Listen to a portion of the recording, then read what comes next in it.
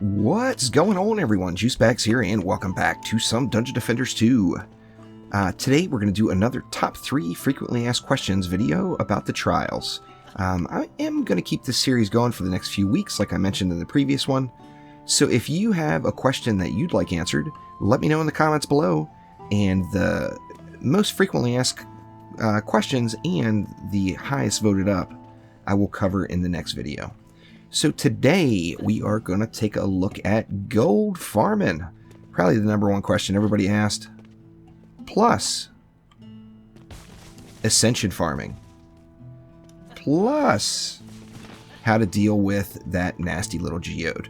So let's go ahead and start right off and hop right into gold farming. Now, there is no simple answer. Currently, the best technique for farming gold is to just play the game. Now, if you're a previous Nightmare 4 character hero and a current Chaos 3 or Chaos 4, Chaos 1 is going to be very, very quick for you. So Chaos 1 is definitely the place to farm gold. Now, you always want to do trials. Never, ever pick a map when it comes to gold farming. The reason being is the drops are junk, and that's where the bulk of the gold comes from, is selling all the stuff on the ground. Now, the other answer with that, really, is I personally have been using Defender Metals to upgrade everything I can, and as you see, I'm sitting on a nice chunk. Since the update, I've only spent about 14 million of the 100 million I had, and I'm holding on to it. I want to make it last as long as I can, and I'm actually starting to get low on Defender Metals now, down to only 1700, so I'm going to make sure to grind that back up.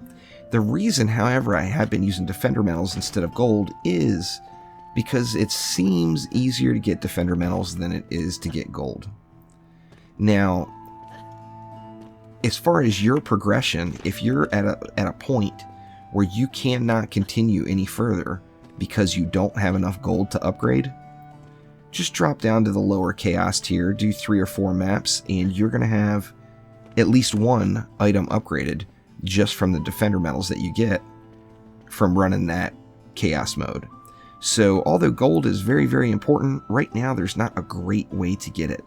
Like I said, for me personally, I would suggest Chaos 1 trials only, and out of those maps it seems like the best gold per hour in that type of situation would be Molten Citadel for certain. Now, there is one shard that you can get actually in the campaign or in Chaos 1, one of the two, and that is this jackpot shard. I have a 10% chance when picking up gold to quadruple the amount. That if that percentage chance was maybe 60%, I could see that being a more valuable shard. At 10%, it doesn't seem to make a massive difference. Now, I roll with it anyway, just because I'm not going to lose out on any gold opportunities. However, it does not seem like it is a super effective shard. Maybe if there was multiples, we could place multiples in. That would be awesome. But currently, it's just that one chest piece shard for 10%. Now let's move on along. Let's actually go over the Geode first. A lot of people are having problems going right from Nightmare 4 into Chaos 3, 100% because of the Geode. And they're just not kind of grasping how the Geode works. Now, the Geode, of course, is that glowy crystal that does the big reflect shield around it that is just wrecking it with your PDTs and so on. The reason being is it reflects all projectiles. So PDT towers, cannonball towers, anything that shoots an actual projectile is going to be reflected. Now, the answer to this is you need to combine your builds. The day of just spamming one type of tower should not be here. So you want to mix your builds up. And even today I wanted to just take a look at the original 4.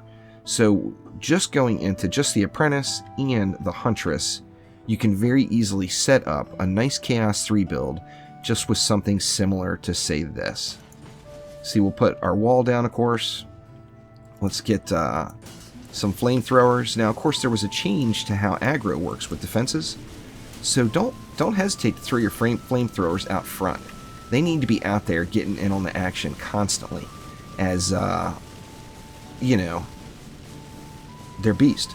They rip right through geodes, no problem. Of course, this is not a projectile. This is a steady stream here. So, goes right through. No problem at all. Now, Ramsters are also really effective. Auras will work. Now, Auras need some love, in my opinion. But you can use that Flame Aura and Lightning Strikes Aura if you need to. Then set up, you know, your PDTs in this situation, because that's just who I have. And maybe even another flamethrower or two in front of your wall, of course. And now you're going to create quite the little mess where no Geode is going to survive that. Now, there will be a few reflected shots, so you need to make sure to be careful of where you place your PDTs. I personally haven't lost a core yet, but I have we've had quite a few people in the group that lost their core over a reflected PDT shot. But I have personally killed myself many times with my own poison dart tower. So definitely be careful with their placement, as there still will be shots fired. However, as soon as that geode gets up to your wall, those flamethrowers should make short work of it, and then that will allow your PDTs to burn down the rest of the crowd. So PDTs are still very viable, as well as any projectile tower. Now let's move on along to Ascension. People want to know, how fast can you get your Ascension up, because you get all these cool points to unlock.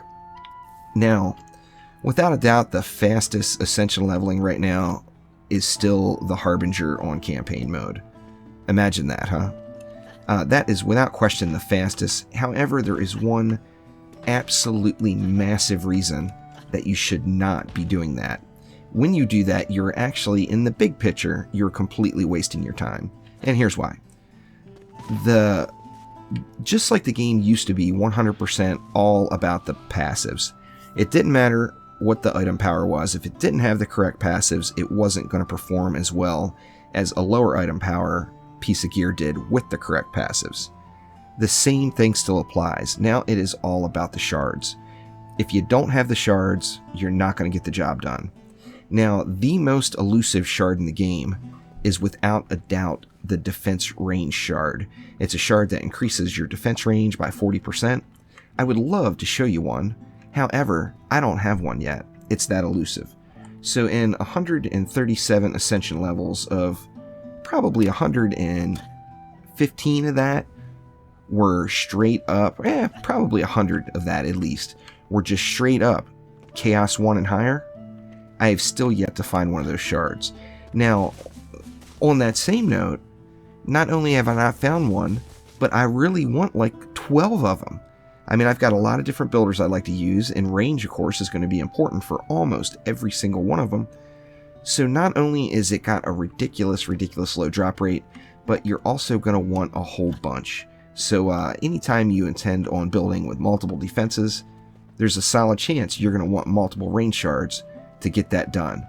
Now, you're not going to earn as much Ascension level on Chaos 1, but you're still going to earn a pretty decent clip of Ascension. Plus, you're going to be farming those shards. Now, that range shard is available starting at Chaos 1, and theoretically, that's supposed to have the highest chance of dropping it. It is available in all brackets, with the further, of course, you get away from Chaos 1, having more shards add to the mix lowers the chance of you getting it. Now, that doesn't mean you're not going to get it on Chaos 4 or 5. However, theoretically, you're supposed to have the highest chance of getting it on Chaos 1. That really hasn't been helping me out too much, to be honest with you. I've played nothing but Chaos Trials for ever since day one. I did some campaign modes on the first day, and I haven't done any since because of that range shard, and I've still yet to come across it.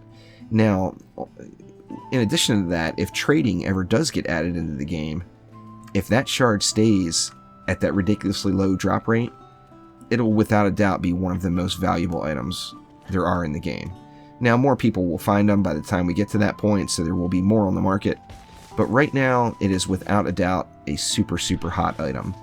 I personally am to the point where I'm farming Chaos 4 pretty darn easily, solo, with 2 maps that I can actually fully AFK, except the Siege Roller. However, when I try to make the jump to Chaos 5, one of the biggest things that's holding me back right now is not having that range. I can clear like the first 2 waves of a Chaos 5 map, and get a few drops out in there on Chaos 3 as stuff, you know, the mid-wave stuff dropping. But I cannot complete a Chaos 5 map, and I'm pretty confident that I would be able to with the current gear and the current heroes I have right now if I had that range shard. So don't do the Harbinger. Yeah, it's going to be quicker. It is not going to be more rewarding when you look at the overall big picture. So thank you for watching. Click that like button and please subscribe to the channel, and I'll be back soon with some more Dungeon Defenders 2. See ya.